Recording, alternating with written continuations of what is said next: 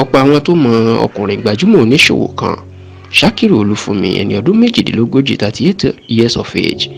ní ìjọba ìbílẹ̀ Adó-Odò Ọ̀tà ní ìpínlẹ̀ Ògùn ìní ọ̀rọ̀ náà má bà nínú jẹ́ tí wọ́n sì wà nínú ìbànújẹ́ dàsìkò yìí pẹ̀lú bí àwọn agbanipa bó ṣe lọ dá ọkùnrin náà lọ́nà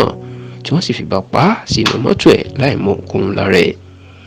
Tẹlifíṣàn Yorùbá Tòótọ́ gbọ́ pé ọjọ́ àbámẹ́ta ìyẹn ọjọ́ sátidé tí í ṣe ọjọ́ 15 oṣù kejìlá tá a wà yìí ìní ìṣẹ̀lẹ̀ ìbànújẹ́ yìí máa ṣẹlẹ̀. A gbọ́ pé àsìkò tí Ṣakiru tó ṣẹ̀ṣẹ̀ kúrò lọ́dọ̀ àwọn ọ̀rẹ́ ẹ̀ tí wọ́n jọ ń sọ̀rọ̀ tọ́jọ́ ṣe fàájì tán wọ́n ní àwọn agbanipa náà máa lọ kà á mọ́ agbègbè kan tí wọ́n ń pè ní Òkè Òyìnbó tó wà nítòsí Alámùwá ìyún nítòsí iléèwé Alámùwá grammar school ó ní wọ́n máa lọ ka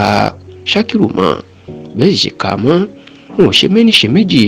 níṣẹ́ ni wọ́n da ìbọn bò lórí àti ikùn tí wọ́n sì pa á sílẹ̀ nínú mọ́tò ẹ̀. Tẹlifíṣàn Yorùbá Tòótọ́ gbọ́ pé àárín tí wọ́n pa Ṣakiru sí ní agbègbè Alámùwá ó jẹ́ ibi tí ó máa ń dá tí àwọn èrò kì í kọjá níbẹ̀ èyí ló jẹ́ kó rọrùn fún àwọn oníṣẹ́ ibi náà láti rí i pa kí wọ́n sì sá lọ. A gbọ́ wípé àwọn ẹbí Ṣakiru àtàwọn ọ̀rẹ́ ẹ̀ wọ́n ń fura sí àwọn kan tó ṣeé ṣe kó jẹ́ pé orogún òwò